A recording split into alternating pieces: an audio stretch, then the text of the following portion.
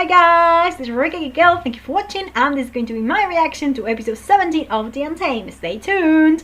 But before I get into it, I just want to let you know a little bit what's going on in my life, because my head is such a mess right now that maybe just talking about it will help me to sort through all these ideas. So I'm a person who loves traveling and learning about different cultures. I left my country to study abroad and I never returned. So I worked in London, I worked in China, I worked in Japan. But then of course COVID happened and I was living in Wuhan at the time. So I left the city during the Chinese New Year's to visit my family in Europe, and literally they locked down the city about 7 days after I left. So that means that all my stuff is still there and that my life was cut in half, because suddenly I lost my job, my friends, everything, my apartment, everything. So the situation in Spain also got worse and worse, and I decided to stay here for 1 year because I didn't want to leave my parents while things were still so tricky. But now everything is looking up, so I'm looking into going abroad again. And I got 2 job offers, one in Beijing and one in Nanjing, and I don't know what to do. So the work in Nanjing is super similar to the one I was doing in Wuhan. Like, the cities are also quite similar because they are quiet, peaceful, there's not much pollution there, and I know I will enjoy my life there because I enjoyed my life in Wuhan a lot. But on the other hand, it's like freaking Beijing. How can I let this opportunity pass by me? I can't. But then, what if I hate it? What if I love it? What if I hate it and I have to quarantine for 3 weeks? And what if I don't get the paperwork? And what if I'm out of job, nowhere to go come September? So my head is such a bloody mess right now. I don't know what to do. I also turned down a really good job here in a private independent school that follows like an amazing curriculum, not textbooks, no exams, whatever, everything is perfect, and I turned it down because I really want to live. Like, my life is traveling and now I don't know what to do. Anyway, you don't care, but this is the reason why I couldn't make this video earlier. It's just that job interviews and paperwork and what do I do with my life, and everything is so messy. But I'm going to focus on The Untamed because Wei Jin's life is messier than mine.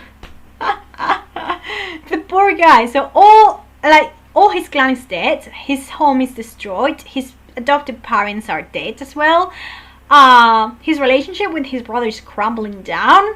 What else? Oh yeah, his brother disappeared. I think he went to get his parents' bodies back or something, and his sister is ill, like in bed. I don't think she's dying, but she's quite sick.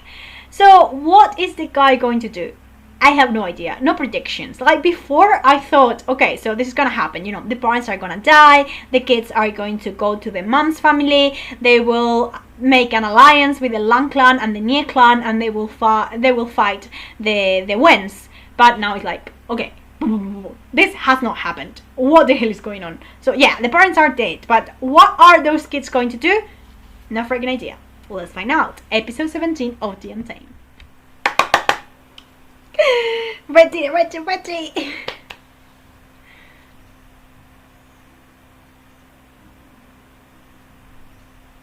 Once again, kudos to the actor and to the makeup department, because he looks more dead than alive. Don't tell me he's dead. I mean, that's Yan Cheng, right?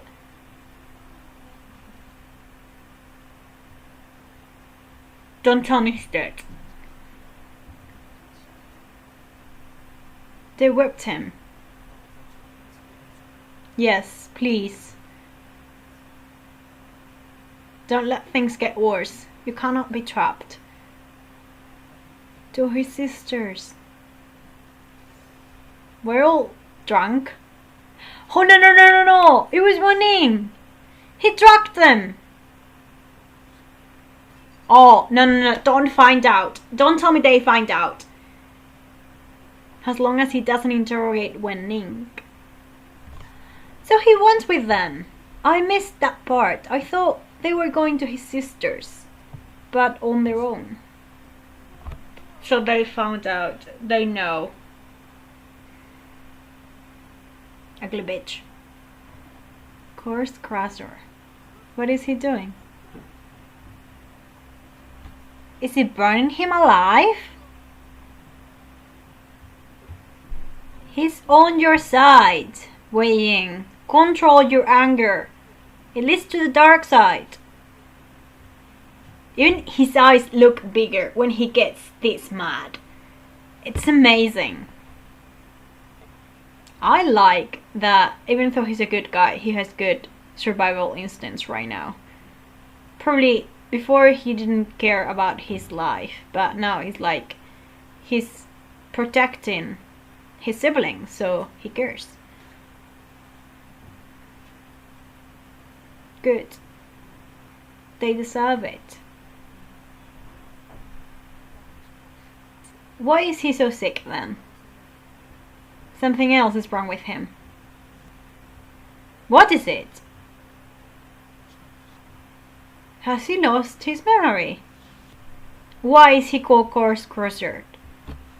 When he... Your golden core.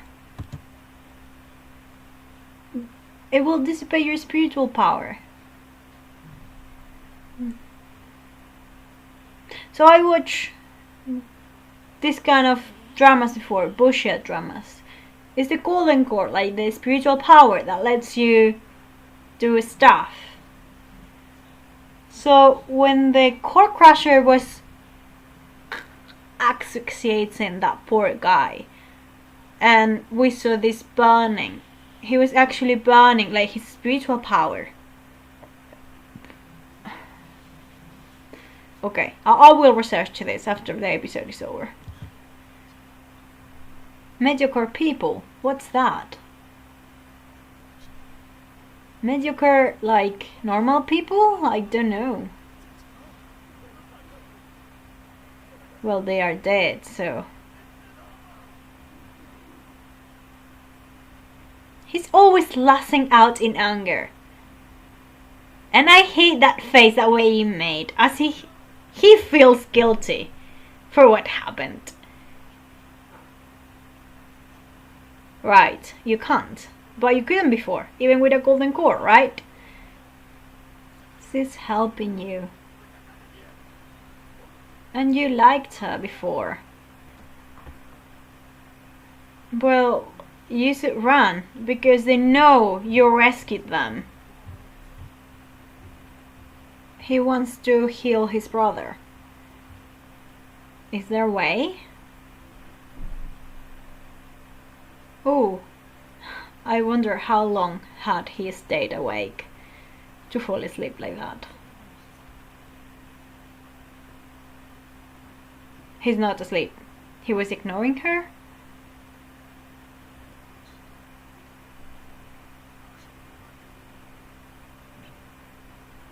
Maybe there is no help. Lanchan couldn't help his own clan. He can't help you with this. No! No! She was not right and you aren't! Please tell him that. Thank you, thank you, thank you! Just listen to her because she's wise. He found something. But it's not good?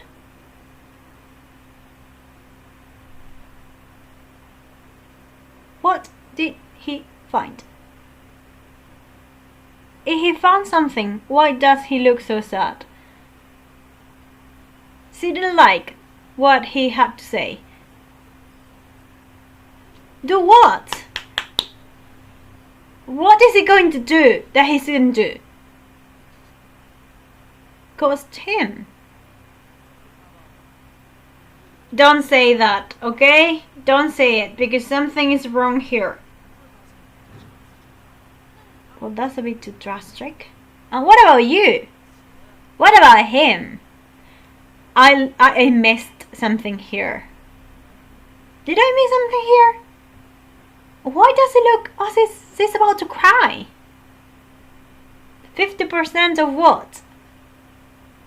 No, it's not. I don't know what they are talking about, but I bet it's not. what did just happen? Alright, so that was a slow moving episode. Not a lot happened, but at the same time I get this feeling that a lot happened, but I missed it. So that's a strange feeling to have, right? So from the beginning, Wen Ning rescued Yang Chen, who was badly injured, who had been whipped, and Wei Ying took him to his sister's place so that she could heal him. Then Wen Chao discovered that Wen Ning had drugged all his men, and he got really angry. And he ordered his bodyguard to do something to one of his men. I thought he was burning him from the inside, but later on we find out that's not what is happening, because Yang Chen is not only injured, his golden core was crushed. And the golden core is what they use to cultivate spiritual energy, right? So they're still humans, but they still cultivate a spiritual energy. They use that somehow to make it work. And this spiritual energy, this golden core, is what allows them to be, you know, what they are. And they called everybody else mediocre. I think he meant us, normal people, but okay. So Yang Chen told his brother that he should have left him to die instead of rescuing him, which I understand where his head is right now. Okay, I respect that. Again, he lashed out in anger, which he should not do, but I'll give him another pass. What worries me about this episode is that Wei Ying actually believed Madame Bu's last words. So all this time he's been eaten alive by his own guilt. And no wonder, because, you know, his stepmother blamed him and then left them and went off and died, and then his brother blamed him and then attacked him, and yeah, so he believes it, which is nuts. But again, and then the sister, she's really wise. She said, like, it's not about putting the blame on someone, because what already happened cannot be changed. We need to move forward, and I need you with me because you are my only family left. And that was solid advice. But did he actually listen to her? Did he actually believed her words? I don't know. And then he was so determined to find out a way to heal Yang Chen, even though it was really difficult or impossible. And then he found something, right? And that's supposed to be a good thing. But by the way that Wen King reacted, is not a good thing at all. And that's where I got lost. I was like, what is this? What did he find? All I know is that there was this picture of the two human bodies and some arrows or some lines joining them together. The spiritual energy, physical body, like, I don't know. And then he mentioned that Yang Chen is really ambitious and we have a golden core. You know, he would not be able to go on, to live. I'm like, okay, well, he has many psychological issues and maybe that's the minor one. But yeah, I understand your point again, but I don't know what's gonna happen. Why was Wen King, who is usually so reserved, you know, and so stern, she was almost crying. I could see tears in her eyes, even though she didn't let them drop. Why is she so distressed about the thing that Wei Ying found? I suppose that we'll find out in the next episode. And then a special attention to Lan Chen's mention, because Wei Ying, when Wei Ying was looking for an answer to cure his brother, and he didn't find anything, right? And he was desperate, and I think he was feeling like that was his lowest point, right? He was lonely, he didn't have an answer, he didn't know what to do, and he said, Lanchan can help. And that was ridiculous. Like, no, he cannot. Logically thinking, Lanchan's uncle is injured, Lanchan's brother is missing, and Lanchan is not a doctor, so he doesn't know anything about medicine, right? Why would Wei Ying think of Lanchan? But the fact that he thought about him, and he was so certain that Lanchan could help and would help, even though it was not logical at all to come to that conclusion, that means that actually Wei Ying has stronger feelings for Lanchan than I believed. Because I know that Lanchan is way over hills, way in love with Wei Ying. But I always thought that Wei Ying was kind of like fascinated with him. He saw him as a friend, someone who was a puzzle, an enigma that he had to unravel. But the fact that in his darkest hour, his brain immediately, when he needed help, and he immediately thought about Lanchan, that tells us a lot about his feelings for him. Lanchan is really deep inside of him, in his heart. So that was probably the only positive note that happened in this episode. And I'm still worried about what's coming.